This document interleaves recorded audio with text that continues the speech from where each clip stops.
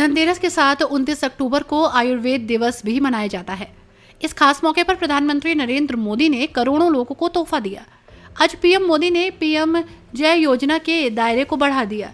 इसके साथ ही स्वास्थ्य क्षेत्र से जुड़ी करीब 12,850 करोड़ रुपए से ज्यादा की लागत वाली परियोजनाओं की शुरुआत की।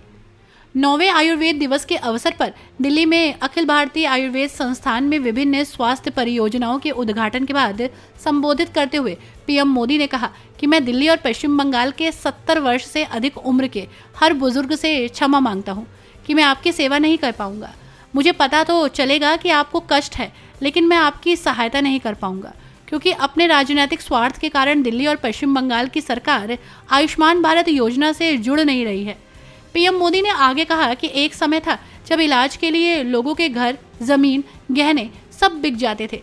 गंभीर बीमारी के इलाज का खर्च सुनते ही गरीब की आत्मा कांप जाती थी। पैसे की कमी की वजह से इलाज न कर पाने की बेबसी, बेचारगी गरीबों को तोड़ देती थी। डॉक्टर, वैद्य, आयुष और हेल्थ प्रोफेशनल्स, स्वास्थ्य व्यवस्था से जुड़े लाखों भाई और बहनों, all India institute of Ayurveda के सभी डॉक्टर्स एवं कर्मचारी, देवी और सज्जनों,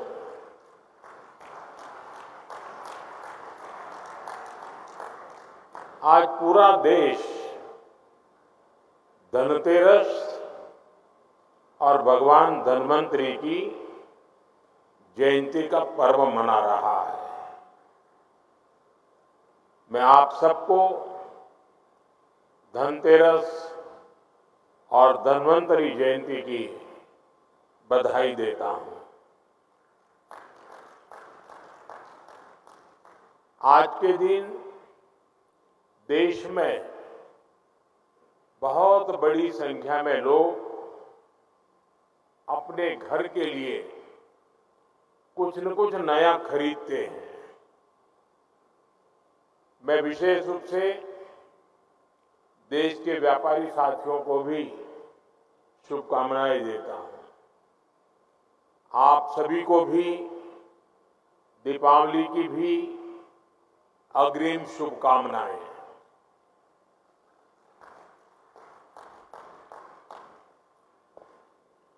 हमें से बहुत लोग हैं जिन्होंने बहुत दिवालियां देखी है,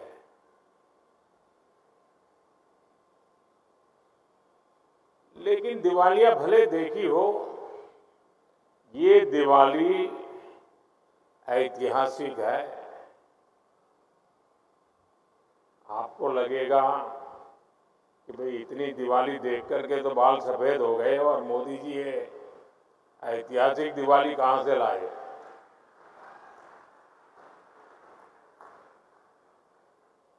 पांच 500 साल बाद ऐसा अवसर आया है जब अयोध्या में रामलला की जन्मभूमि पर बने उनके मंदिर में भी हजारों दीप जलाए जाएंगे। एक अद्भुत उत्सव होगा। ये ऐसी दीपावली होगी जब हमारे राम एक बार फिर अपने घर आए।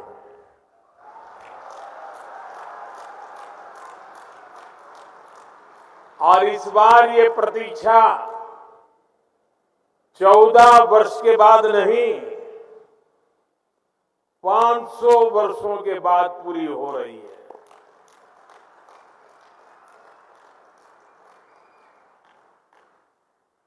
साथियों, धनतेरस के दिन सौभाग्य और स्वास्थ्य का ये उत्सव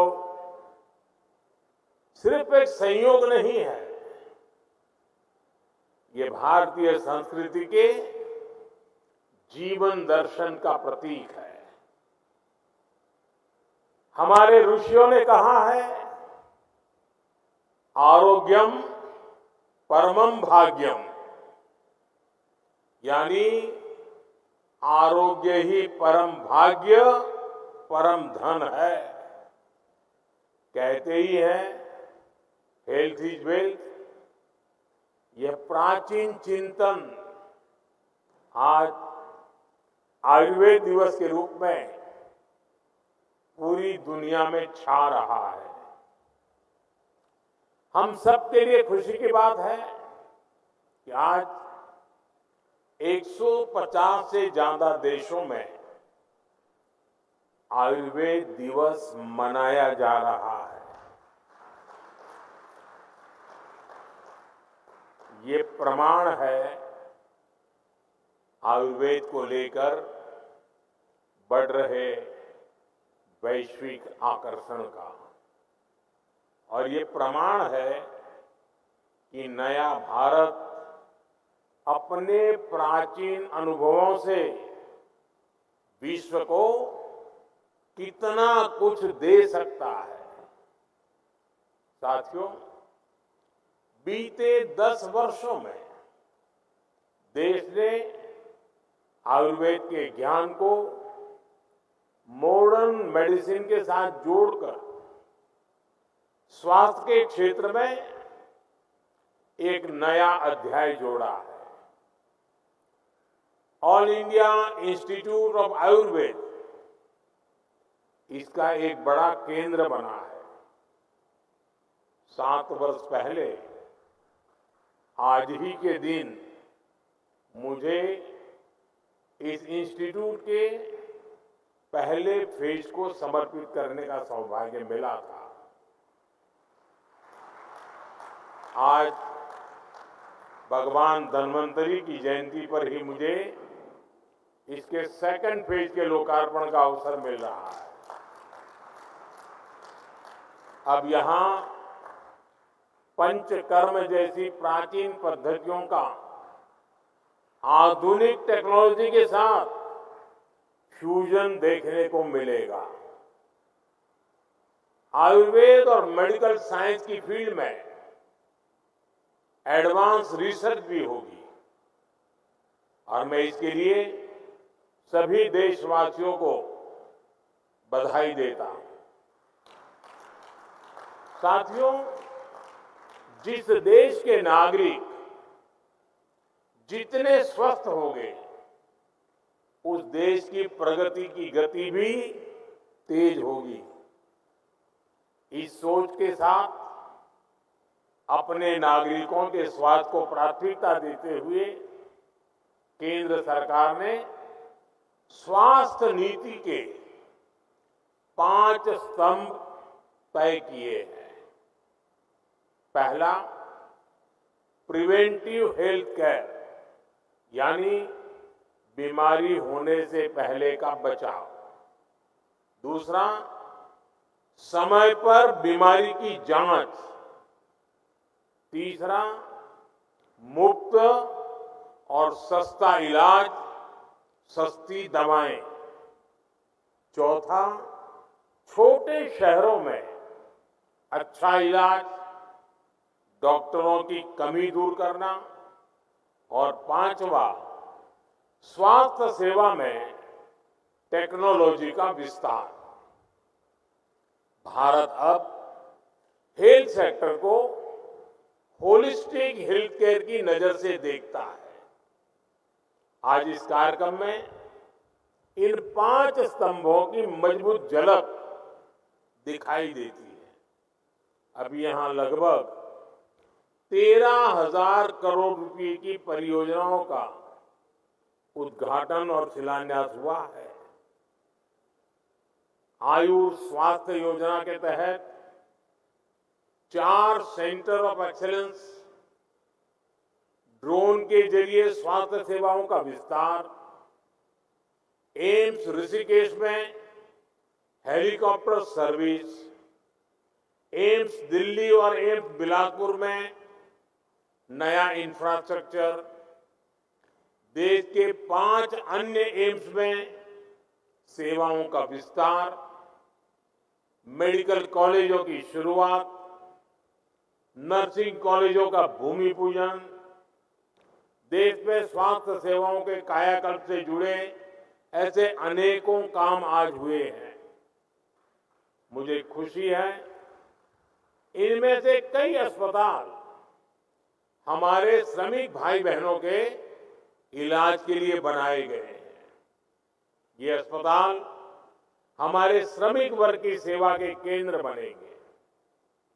आज जिन फार्मा यूनिट्स का लोकार्पण हुआ है, उनसे देश में ही एडवांस मेडिसिन के साथ हाई क्वालिटी स्टेंट्स और इम्प्लांट भी बनेंगे। ये यूनिट फार्मा सेक्टर में भारत की ग्रोथ को आगे बढ़ाएंगे।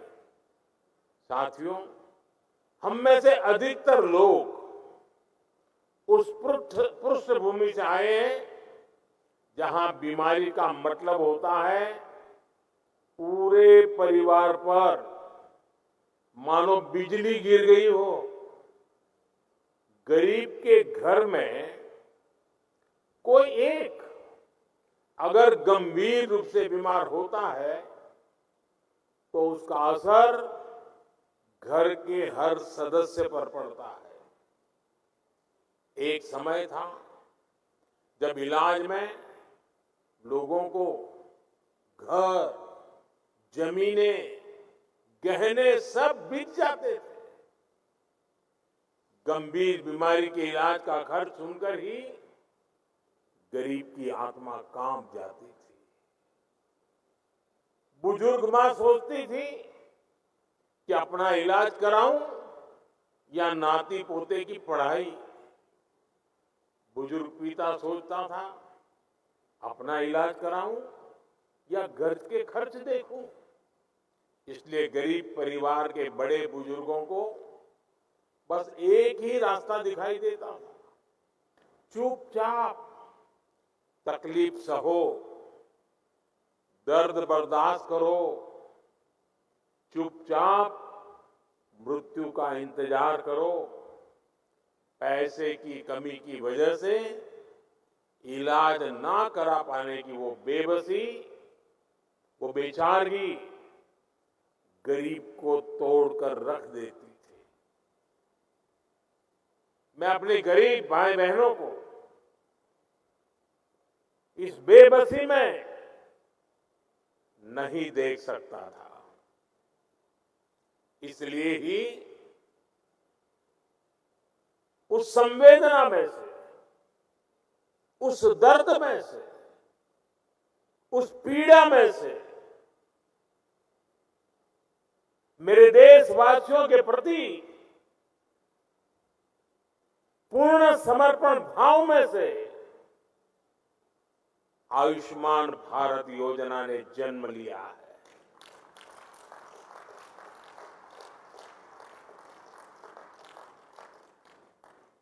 सरकार ने तय किया कि गरीब के अस्पताल में भर्ती होने का खर्च 5 लाख रुपए तक के इलाज का खर्च सरकार उठाएगी। आज मुझे संतोष है कि देश में लगभग 4 करोड़ गरीबों ने आयुष्मान योजना का लाभ उठाया है। ये 4 करोड़ गरीब अस्पताल में भर्ती हुए, इनमें से कुछ तो अलग अलग बीमारियों के लिए कई बार भर्ती हुए, अपनी बीमारी का इलाज कराया और इन्हें एक भी रुपया खर्च नहीं करना पड़ा। अगर आयुष्मान योजना न होती तो इन गरीबों को करीब करीब 1.25 लाख करोड़ रुपए अपनी जेब से देने होते। मैं अक्सर देश के अलग अलग राज्यों में आयुष्मान योजना के लाभार्थियों से मिलता हूं, उनसे सुख दुख की बातें सुनता हूं, उनका अनुभव सुनता हूं।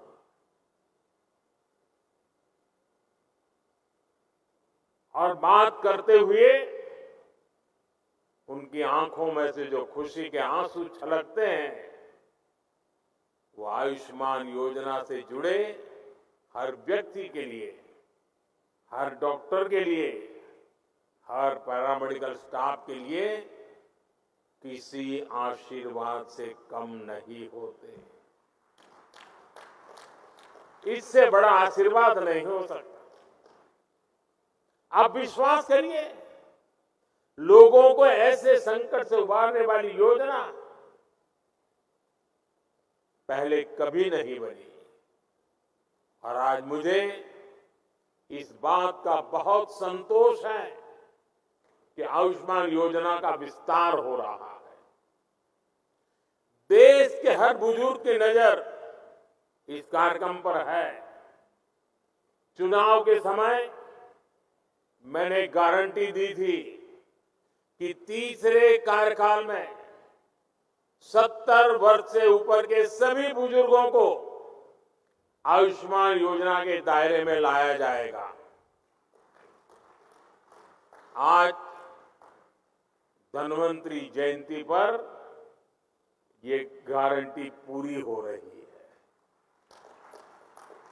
अब 70 वर्ष से अधिक उम्र के देश के हर बुजुर्ग को अस्पताल में मुफ्त इलाज मिलेगा। योजना है जिसमें आय की कोई पाबंदी नहीं। गरीब हो, मध्यम वर्ग का परिवार हो, उच्च वर्ग का परिवार हो, हर कोई इसका लाभार्थी बन सकता है। जो इस योजना का लाभ लेना चाहता है, इस देश का नागरिक, वो इसका लाभ अगर 70 साल से ज्यादा उम्र है ले सकता है। हर बुजुर्ग चिंता से मुक्त हो, वो स्वस्थ जीवन जिए, स्वाभिमान के साथ जीवन जिए।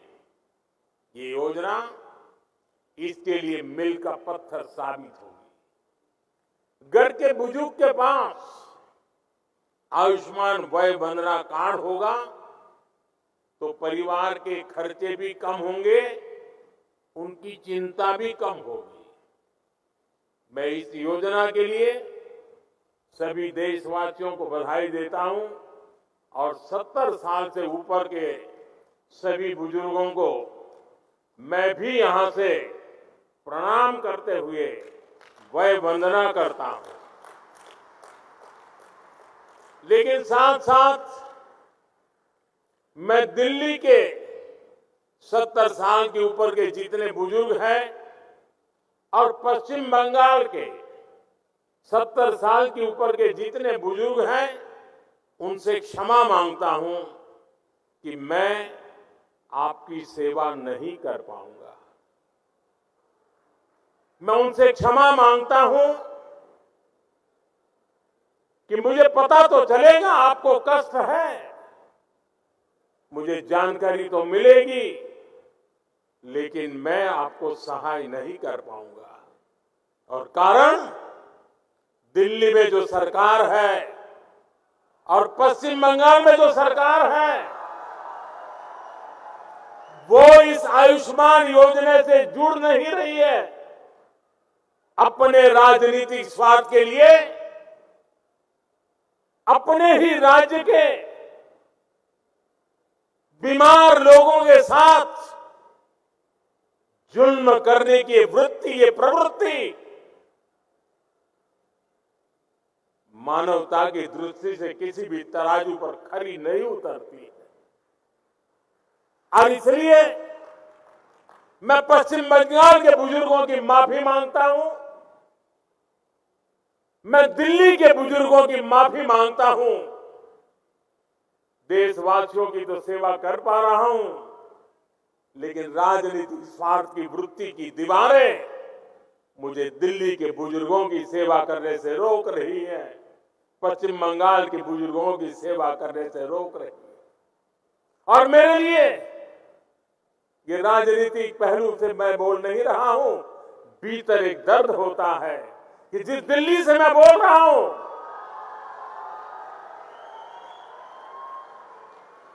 दिल्ली के भी बुजुर्ग मेरी बात सुनते होंगे।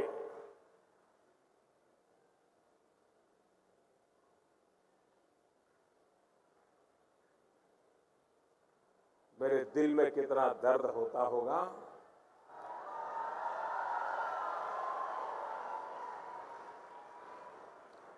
मैं शब्दों में बयान नहीं कर पाऊंगा। साथियों, गरीब हो, मध्यम वर्ग हो, सभी के लिए इलाज का खर्च कम से कम हो, ये हमारी सरकार की प्राथमिकता रही है। आज देश भर में 14,000 से ज्यादा पीएम जन औषधि केंद्र इस बात के साक्षी हैं कि हमारी सरकार कितनी संवेदनशीलता से काम कर रही है। जन औषधि केंद्रों पर 80% डिस्काउंट पर दवाइयां मिलती है। अगर ये जन औषधि केंद्र ना होते तो गरीबों को, मध्यम वर्ग को अब तक जो दवाइयां बिकी है उसके हिसाब से मैं कह सकता हूं कि 30,000 करोड़ रुपया उनका दवाइयों के लिए ज्यादा खर्च हुआ होता, उनके 30,000 करोड़ रुपए बचे क्योंकि जन औषधि केंद्र से दवाई मिली, 80% डिस्काउंट में मिली। आप जानते हैं, हमने स्टेंट और नी इम्प्लांट में जैसे उपकरणों को सस्ता किया है। अगर ये निर्णय भी ना लिया होता तो सामान्य मानवी पर, जिन्होंने ये ऑपरेशन करवाए हैं, उनको 80,000 करोड़ रुपए ज्यादा खर्च करना पड़ता।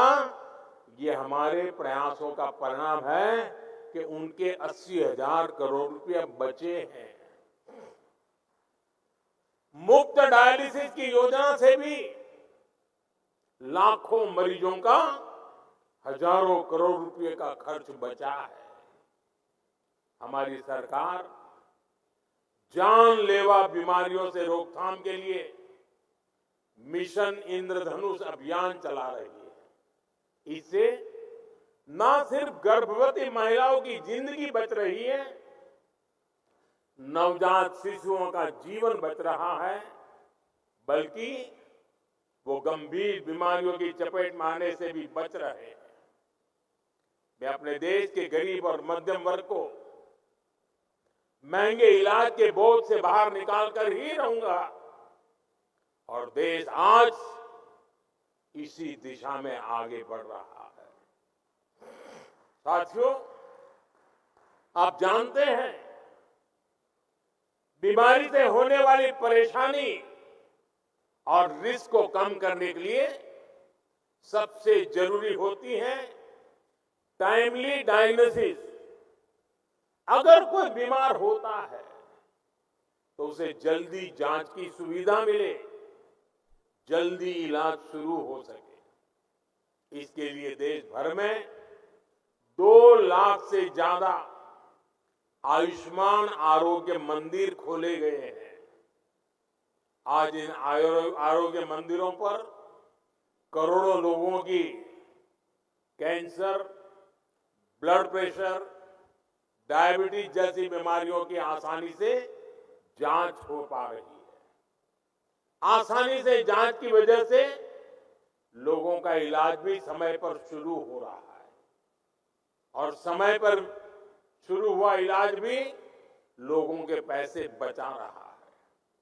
हमारी सरकार स्वास्थ्य के क्षेत्र में टेक्नोलॉजी का ज्यादा से ज्यादा इस्तेमाल करके भी देशवासियों के पैसे बचा रही है। ई संजीवनी योजना के तहत अब तक 30 करोड़ लोग, यह आंकड़ा छोटा नहीं है, 30 करोड़ लोग मान्य प्रतिष्ठित डॉक्टरों से ऑनलाइन परामर्श ले चुके हैं। डॉक्टरों से निशुल्क और सटीक परामर्श मिलने से भी उनके बहुत पैसे बचे हैं। आज हमने यूविन प्लेटफॉर्म भी लॉन्च किया है। इस प्लेटफॉर्म के साथ ही भारत के पास अपना एक टेक्नोलॉजिकली एडवांस इंटरफेस होगा। कोरोना के समय हमारे कोविन प्लेटफॉर्म की सफलता को पूरी दुनिया ने देखा है। पेमेंट सिस्टम में यूपीआई की सक्सेस भी आज एक ग्लोबल स्टोरी बन चुकी है। डिजिटल पब्लिक इंफ्रास्ट्रक्चर यानी डीपीआई के जरिए वही सफलता भारत अब हेल्थ सेक्टर में दोहरा रहा है। साथियों, हेल्थ सेक्टर में आजादी के 6-7 दशकों में जो काम नहीं हुआ वो बीते 10 वर्षों में हुआ है। बीते 10 साल में देश में रिकॉर्ड संख्या में नए एम्स और मेडिकल कॉलेज खोले गए हैं। आज इस कार्यक्रम में ही कर्नाटका, यूपी, एमपी और मध्य प्रदेश वहां कई हॉस्पिटलों का शिलान्यास हुआ है। कर्नाटका के नरसापुर और बोम्मा सांद्रा में, मध्य प्रदेश के पीथमपुर, आंध्र प्रदेश के अचितापुरम और हरियाणा के फरीदाबाद में नए मेडिकल कॉलेजों का शिलान्यास हुआ है। यूपी के मेरठ में नए ईएसआईसी हॉस्पिटल का काम भी शुरू हुआ है। इंदौर में भी अस्पताल का लोकार्पण हुआ है। अस्पतालों की बढ़ती हुई संख्या बताती है कि मेडिकल सीटें भी उतनी ही तेजी से बढ़ रही है। मैं चाहता हूं किसी गरीब बच्चे के उसका जो डॉक्टर बनने का सपना है वो सपना टूटना नहीं चाहिए। और मैं मानता हूं सरकार की सफलता उसमें भी है कि मेरे देश के किसी नौजवान का सपना टूटे नहीं। सपनों में भी अपना एक सामर्थ्य होता है। सपने भी कभी कभी प्रेरणा का कारण बन जाते हैं। मैं चाहता हूं किसी मध्यम वर्ग के बच्चे को मजबूरी में मेडिकल की पढ़ाई के लिए विदेश न जाना पड़े। इसलिए पिछले 10 साल से भारत में मेडिकल सीटें बढ़ाने का एक अभियान चल रहा है। बीते 10 साल में एमबीबीएस और एमडी की करीब कुल मिलाकर 1 लाख नई सीटें जोड़ी गई हैं। और मैंने इसी साल लाल किले से घोषणा की है कि आने वाले 5 वर्ष में हम मेडिकल लाइन में 75,000 नई सीटें और जोड़ेंगे। आप कल्पना कर सकते हैं गांव गांव तक डॉक्टरों की पहुंच कितनी ज्यादा बढ़ने वाली है।